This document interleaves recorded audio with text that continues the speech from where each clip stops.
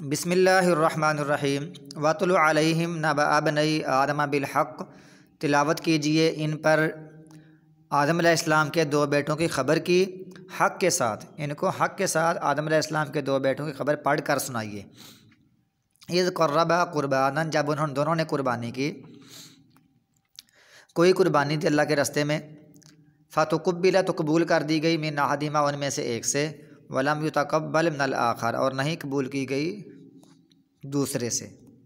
اب اس میں جو صحیح روایت یا صحیح حدیث تو کوئی بھی نہیں ہے، مشہور حدیثیں ہیں، مشہور روایتیں ہیں، حدیثیں نہیں سوری مشہور روایتیں ہیں، حدیث صحیح اس موضوع پر کوئی نہیں ہے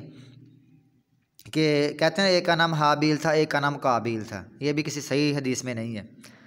اور اسی طرح کہتے ہیں کہ یہ جو معروف مشہور ہے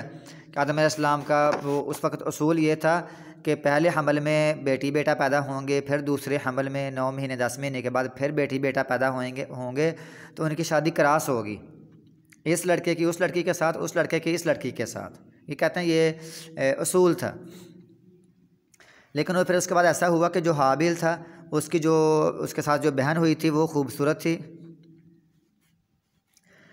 قابیل کے ساتھ اس کی بہن خوبصورت تھی، اور حابیل کے ساتھ اس کی جو بہن تھی وہ بدصورت تھی۔ اور کیونکہ قانون یہ تھا کہ حابیل نے شادی کرنی ہے قابیل کی بہن سے جو بدصورت ہے، اور حابیل نے کرنی ہے قابیل کی بہن سے جو خوبصورت ہے۔ لیکن جو قابیل تھا وہ کہتا نہیں، میں نے شادی کرنی ہے اپنی بہن سے جو میرے ساتھ پیدا ہوئی ہے، جو میرے والے حمل کے ساتھ ہی مجھ سے برابر ہم پیدا ہوئے ہیں، ہم جوڑے ہیں، تو میں شادی اس سے کروں گا۔ تو حابیل نے کہا یہ نہیں، یہ اصول غلط ہے، تیری شادی میرے والی بہن سے ہوگی، میری شادی تیرے والی بہن سے ہوگی۔ تو اس بات پر آدم علیہ السلام نے پھر کہا تم ایسے کرو، تم اللہ کی راہ میں کوئی چیز پیش کرو، قربانی پیش کرو، اللہ کی راہ میں کوئی چیز صدقہ کرو،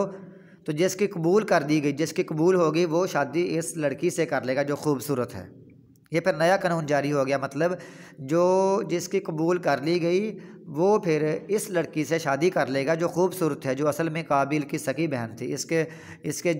کے یہ دونوں جوڑے تھے۔ پھر انہوں نے قربانی کیا دی، جو ان میں سے ایک تھا اس نے دمبا ذبح کیا، جو دوسرا تھا اس نے گندم اللہ کی راہ میں پیش کی۔ حابیل نے دمبا ذبح کیا اور قابیل نے گندم پیش کی، پھر اس کے بعد پھر آسمان سے آگ آئی، تو جس کی آگ کو جلا دیا گیا، جس قربانی کو جس چیز کو صدقہ دیا ہوا اس کو اگر جلا دیا گیا تو یہ نشانیاں قبول ہو گئی۔ تو دمبے کو جلا دیا گیا، وہ جل گیا، آ گئی آسمان سے، اور جو گندم تھی وہ پڑی رہی۔ تو یہ نشانی تھی کہ حابیل کی قبول ہو گئی ہے اور قابیل کی قبول نہیں ہوئی ہے، لہٰذا اس خوبصورت لڑکی سے شادی حابیل ہی کرے گا۔ اس بات پر قابیل ناراض ہو گیا اور اس نے اس کو قتل کر دیا۔ تو یہ معاملہ ہے، یہ مشہور روایت ہے، اصل میں حدیث میں ایسا کوئی ذکر نہیں ہے، صحیح حدیث اس بارے میں کوئی نہیں ہے۔ قالا، اس نے کہا لأقتلنک، میں تجھ کو ضرور قتل کر دوں گا۔ قالا، تو اس نے کہا یعنی حابیل نے کہا۔ اب بعض دفعہ لوگ بھول جاتے ہیں قاتل کون ہے، تو اس کو آسان طریقے سے یہ ہے کہ قابیل، جو قاف الف کا ہے نا قابیل کا، وہی کاف کو آپ لگا دیں قاتل پر تو کہیں گے ہاں قابیل ہی قاتل ہے، دونوں طرح آپ کاف شروع میں آ جائے گی تو پھر آسانی ہے یاد کرنے کے لیے۔ تو حابیل نے کہا انما، صرف، یتقبل اللہ، اللہ تعالیٰ قبول کرتا ہے المتقین، متقی لوگوں سے، متقیوں سے قبول کرتا ہے قربانی، میری قبول کر لی تیری نہیں قبول کی۔ لئن بسطت، اگر تو نے پھیلایا، الیہ، میری طرف، یادا کا اپنا ہاتھ، اگر تو نے بڑھایا اپنا ہاتھ میری طرف، لتقتلنی، تاکہ تو مجھے قتل کرے، ما انا بباسط یادی کا، ما انا بباسط یادی الیک، نہیں میں بڑھانے والا اپنا ہاتھ تیری طرف اس لیے کہ تجھے قتل کروں، میں تیری طرف اپنا ہاتھ نہیں بڑھاؤں گا اگر تم میری طرف اپنا ہاتھ قتل کرنے کے لیے بڑھائے گا۔ انی اخاف اللہ، بے شک میں اللہ تعالیٰ سے ڈرتا ہوں، رب العالمین، جو تمام جہانوں کا رب ہے۔ انی اریدو، بے شک میں ارادہ کرتا ہوں، ان تبوء، کہ تو لوٹے، ابھی یہاں سے جب لوٹے اللہ کے پاس، باسمی، میرے گناہ کے ساتھ بھی لوٹے، واسمی کا، اور اپنے گناہ کے ساتھ بھی لوٹے، یعنی جو میرے گناہ ہیں وہ بھی تیرے ذمہ پڑ جائیں گے، جو میں نے کوئی گناہ غلطیاں کی ہیں زندگی میں وہ بھی تیرے ذمہ پڑ جائیں گی، اور تو اس کو لے کر لوٹے گا اور تو اپنا گناہ قتل کر کے لوٹے گا۔ اور دوسرا یہ ہے کہ اگر میں تجھ پر ارادہ کرتا قتل کرنے کا، اگر میں کرتا تو ظاہر ہے مجھے بھی گناہ ہوتا، تو میں ارادہ نہیں کر رہا، تو اس کا حدیث میں بھی ایک آتی ہے کہ ظالم جو ہوگا وہ مظلوم اور ظالم اللہ کے سامنے اکٹھے کھڑے ہوں گے، تو مظلوم کہ یا اللہ اس نے مجھ پر ظلم کیا تھا، تو اللہ تعالیٰ اس کی نیکیاں لے لے کر اس کو دیتا رہے گا، اور پھر جو مظلوم ہوگا پھر اس کی نیکیاں ختم ہو جائیں گی، پھر مظلوم جو ہوں گے ان کے گناہ ان کے کھاتے پر ڈال دیے جائیں گے، ان کے کھاتے میں لکھ دیے جائیں گے، ظالم کے کھاتے میں۔ لہٰذا یہ ہے تو کہ تو لوٹے کا میرا گناہ بھی لے کر اپنا گناہ بھی لے کر، فتکون پھر تو ہو جائے گا من اصحاب النار آگ والوں میں سے، وذالک اور یہ جزاء الظالمین ظالموں کی جزا ہے، اور یہی جزا ہے ظالموں کی کہ ان کو پھر مظلوموں کے گناہ بھی ان کے سر ڈالے جائیں گے۔ فطوعت لہ پس خوشنمار بنا دیا اس کو اس کی جان نے، قتل اخیہ اپنے بھائی کا قتل، فقتلہ جب اس کو خوشنمار بنا دیا اچھا لگا، فقتلہ تو اس نے اس کو قتل کر دیا، فاصبح تو وہ ہو گیا من الخاسرین خسارہ پانے والوں میں سے۔ یعنی جس کو یہ لگ جائے نا کہ کسی کو گناہ کرنا ہے، گناہ میں نے کرنا ہے، قتل کرنا ہے، تو اس کو وہ چیز پھر بڑی خوشنما لگتی ہے، اچھی لگتی ہے، بندہ مارنا، گناہ کرنا، بدکاری کرنا، چوری کرنا، ڈاکہ مارنا، یہ اس کو پھر اچھا لگتا ہے، اس لیے تو وہ کرتا ہے، ورنہ اگر اس کو برا لگ رہا ہو تو کوئی نہ کہے، جب تک اس کے اوپر شیطان حاوی ہے، شیطان نے اس کو اپنے کنٹرول میں کیا ہوا ہے، تب تک اس کو وہ گناہ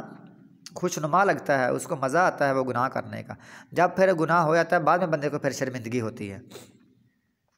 تو وہ خسارہ پانے والوں میں سے ہو گیا، اس کو یہ بڑا گھاٹا ہوا۔ گھاٹا اس کو کیا ہوا؟ یہی ہے نا کہ قیامت تک اب جتنے بھی قتل ہوں گے اس کا گناہ اس کے ذمہ میں پڑ رہا ہے۔ یعنی بخاری شریف کی حدیث ہے، قابل کے کھاتے میں دنیا میں جتنے بھی قتل ہو رہے ہیں اس کو گناہ ہو رہا ہے، کیونکہ اس نے یہ رسم جاری کی تھی، یہ گناہ جاری کیا تھا۔ جو بندہ جو گناہ جاری کرتا ہے بعد میں کرنے والے اسی کی وجہ سے جو آگے گناہ ہو رہا ہے، لگاتار ہو رہا ہے، قیامت تک ہو رہا ہے، اس کے گناہ اس کے کھاتے میں ڈال دی جاتے ہیں، کیونکہ اس نے یہ رسم شروع کی ہوتی ہے۔ اب ایک بندے نے مثلا کوئی بدعت جاری کی ہے اور وہ بدعت ہے، گمراہی ہے، تو اس کے بعد قیامت تک جتنے بھی وہ بدعت ہوتی رہے گی، وہ بدعت جاری کرنے والے کو اس کا گناہ ہوگا، تو اس کو بھی گناہ ہے، یہ گھاٹا اس کو بڑا گھاٹا پڑا، قیامت تک کے لیے اس کے کھاتے میں گناہ جاری ہو رہے ہیں، گناہ لکھے جا رہے ہیں۔ فبعث اللہ تعالیٰ نے بھیجا غراباً ایک کوا، یبحث جو قریدنے لگا، قریدتا تھا فی الارض زمین میں، ایک کوا آیا تو اس نے زمین کو قریدا، نیچے سے اس نے گڑھا نکالا چھوٹا سا، تو اس کو پھر سمجھ آیا، اور یہ اس نے کیا کیا، لیریہ تاکہ وہ اس کو دکھائے قابیل کو کہ کیف یواری کیسے وہ دفنائے سوءۃ اخیہ اپنے بھائی کی لاش، اپنے بھائی کی ناش کو وہ کس طرح دفنائے، اپنے بھائی کی میت کو دفنائے۔ کوے نے جب قریدا تو اس کو سمجھ آ گیا کہ ہاں یہ اصل میں طریقہ ہے بندہ دفنانے کا، ورنہ یہ نہیں ہے کہ اس نے کوے کو مارا پھر اس کو دفنایا، ایسا کچھ بھی نہیں ہے، بس کوے نے قریدا تو اس کو سمجھ آئے گی کہ ایسے میں نے دفنانا ہے اپنے بھائی کو۔ قالا تو اس نے کہا یا ویلتا ہائے افسوس ہے، اعجزت تو کیا میں عاجز آ گیا ہوں، انا اکونا کہ میں ہو جاؤں مثل ھذا الغراب اس کوے کی مثل، کیا میں کوے کی مثل بننے سے بھی عاجز آ گیا ہوں، میں اتنا بھی نہیں کر سکتا۔ فواریا پس کہ میں دفناؤں اپنے بھائی کی لاش کو۔ فاصبح پھر وہ ہو گیا شرمندہ ہونے والوں میں سے، شرمندہ ہوا، گناہ پر نہیں، معافی نہیں مانگی، شرمندہ یہ ہوا کہ میں ایسے بھی نہیں کر سکتا جیسے اس کوے نے کیا ہے۔ من اجل ذالک اس وجہ سے، کتبنا ہم نے لکھا علی بنی اسرائیل پر، انہ من قتل بشک جس نے قتل کیا ایک جان کو، بغیر نفس بغیر کسی جان کے بدلے، یعنی کسی جان کے بدلے کے بغیر قتل کیا، ظلم کرتے ہوئے قتل کیا، او فساد فی الارض یا بغیر فساد کے زمین میں قتل کیا، فساد نہیں تھا، امن و امان کی صورتحال تھی، تو اس نے کسی کو مار دیا، بغیر فساد کے قتل کیا یا بغیر کسی بدلے کے اس کو کسی کو قتل کیا، تو گویا کہ فکأنما تو گویا کہ قتل الناس جمیعا اس نے سب لوگوں کو قتل کر دیا، سب کے سب کو، ایک بندے کا مارنا بدلے کے طور پر نہیں، ظلم اور زیادتی کرتے ہوئے اور امن کی حالت میں کسی کو مارنا، تو اس نے گویا کہ پوری انسانیت کو قتل کر دیا، اتنا اس کا جرم ہے۔ جیسے اس نے مارا ہے قابیل کا، جتنے انسان ابھی قتل ہو رہے ہیں اس کا گناہ جا رہا ہے۔ تو یہ بنی اسرائیل کے لیے خاص حکم نہیں ہے، یہ عام ہے، مسلمانوں کا خون بنی اسرائیل کے خون سے بڑھ کر ہے، تو گویا کہ انسان کا خون ہی ایسے ہے کہ اس نے سب انسانیت کو قتل کر دیا۔ ومن احیاھا اور جس نے کسی کو زندگی بخشی اس کو بچا لیا، یعنی قتل ہونے سے بچا لیا، یا بندہ کوئی ایکسیڈنٹ میں بچا لیا، اس کے بعد اس کو فرسٹ ایڈ کے ذریعے سے بچا لیا، کسی کو بھی بچا لیا، فکأنما گویا کہ احیا الناس جمیعا اس نے سب لوگوں کو بچا لیا۔ وَلَقَدْ جَاءَتْهُمْ رُسُلُنَا اور یقیناً آئے ان کے پاس ہمارے رسول بالبینات واضح نشانیاں لے کر ثُمَّ إِنَّ كَثِيرًا مِّنْهُمْ پھر بے شک ان میں سے اکثر لوگ اس کے بعد زمین میں لمسرفون زیادتی کرنے والے بن گئے۔ لام کا معنی البتہ، یقیناً یا قسم کے لیے ہوتا ہے یہ، البتہ وہ زیادتی کرنے والے ہو گئے، اسراف کرنے والے ہو گئے۔ انما صرف یا سوائے اس کے نہیں، صرف یا بے شک، جزاء الذین ان لوگوں کی جزا یحاربون اللہ جو اللہ تعالیٰ سے جنگ لڑتے کرتے ہیں، ورسولہ اور اس کے رسول سے جنگ کرتے ہیں۔ اس کو کہتے ہیں آیت محاربہ، اللہ کے مقابلے میں جنگ کرنا اور رسول کے مقابلے میں جنگ کرنا، یعنی ریاست کے خلاف بغاوت کرنا اور خروج کرنا۔ وَيَسْعَوْنَ فِي الْأَرْضِ فَسَادًا اور زمین میں فساد ڈالنے کی کوشش کرتے ہیں، یعنی دھماکے کرتے ہیں اور اس طرح کے کام کرتے ہیں، اللہ سے، اللہ کے رسول سے جنگ کرتے ہیں، یعنی ریاست کے خلاف وہ جنگ کرتے ہیں، اللہ کے رسول کی نافرمانی کرتے ہیں، یا ڈاکہ زنی کرتے ہیں، یا مسلمانوں کو قتل کرتے ہیں، اس طرح دھماکوں کے ساتھ قتل و غارت، فساد، دہشت گردی کرتے ہیں۔ اللہ فرماتا ہے جیسے اصل میں یہ تب آیت اتری ہے، اس کا شان نزول یہ ہے کہ کچھ قبیلہ کے لوگ تھے تو وہ مسلمان ہو کر مدینہ منورہ آ گئے، اور انہوں نے رسول اللہ صلی اللہ علیہ وسلم سے انہوں نے کہا کہ ہمارے پیٹ خراب ہو گئے ہیں، بیمار ہو گئے ہیں۔ تو اللہ کا رسول نے فرمایا کہ وہاں جاؤ، میری چراگاہ میں جاؤ اور وہاں جا کر دودھ بھی پیو اونٹنیوں کا، اور ساتھ تھوڑا سا پیشاب لا لینا تاکہ پیشاب کے کچھ قطرے اس میں ملا کر اس میں فائدہ ہوتا ہے۔ اللہ کا رسول ہمیں وہاں جا کر پیشاب پیو اور دودھ ملا کر پیو، اس میں یہ تمہاری جو بیماری ہے وہ ٹھیک ہو جائے گی۔ تو جب انہوں نے ایسے کیا وہ صحت مند ہو گئے، برباد میں مرتد ہو گئے، انہوں نے اللہ کے نبی کے چرواہے کو قتل کر دیا، یسار بن، اس کا نام تھا یسار، اس کو انہوں نے قتل کر دیا۔ جب قتل کیا تو پھر وہ بھاگ گئے، سارے اونٹ لے کر بھاگ گئے۔ اللہ کے رسول کو پتہ چلا تو اللہ کے رسول نے فرمایا ان کو پکڑ کر لاؤ۔ ان کو پکڑ کر لایا گیا تو آپ نے سب لوگوں کو ان کے ہاتھ پاؤں الٹی سائڈ سے کاٹ دیے، اور ان کی آنکھوں میں گرم سلائیاں پھیر کر ان کو دھوپ میں پھینک دیا، اور پانی مانگتے رہے، پھر ان کو پانی نہیں دیا گیا۔ اصل میں انہوں نے یہ سارا کام اللہ کے رسول کے چرواہے کے ساتھ کیا تھا، تو اللہ کے رسول نے بھی ان کو ایسے ہی کیا پھر۔ تو یہ ہے ان کے، اللہ تعالیٰ فرماتا ہے جو لوگ اللہ اور اس کو رسول کے خلاف جنگ لڑتے ہیں تو یہ کام کرتے ہیں، اللہ تعالیٰ فرماتا ہے ان کی سزا کیا ہے، ان یقتلوا کہ ان کو بری طرح قتل کر دیا جائے، او یصلبوا یا بری طرح ان کو سولی پر لٹکا دیا جائے، او تقطع ایدیہم وارجلہم اور ان کے ہاتھ پاؤں کاٹ دیا جائیں، من خلاف مخالف سمت سے، اگر دایاں ہاتھ کاٹا ہے تو بایاں پاؤں، اگر بایاں ہاتھ کاٹا ہے تو دایاں پاؤں، او ینفوا یا ان کو نکال دیا جائے من الارض زمین سے ہی بے دخل کر دیا جائے اپنے علاقے سے، ذالک لہم خزی یہ ان کے لیے رسوائی ہے دنیا میں، اور ان کے لیے فی الآخرت آخرت میں عذاب عظیم بہت بڑا عذاب ہے۔ الا الذین تابوا مگر وہ لوگ جنہوں نے توبہ کر لی اس سے پہلے کہ ان تقدروا علیہم کہ تم ان کو گرفتار کرو، گرفتار کرنے سے پہلے اگر وہ ہتھیار ڈال دیں اور اپنے ہینڈز اپ کر لیں، ہاتھ کھڑے کر دیں، ہتھیار ڈال دیں، تو پھر ان کو کچھ نہ کہو۔ اس میں پھر دو طرح کے مثلاً دو مسلک ہیں، ایک کہتے ہیں کہ نہیں ان کو بطور سزا اگر انہوں نے قتل کیے ہوئے ہیں تو ان کو قتل کے سزا دینی ہے، انہوں نے مال وغیرہ لوٹا ہے تو ان سے مال واپس لینا ہی لینا ہے اور ان کو اس کی سزا دینی ہے۔ اگر ویسے ہی وہ بس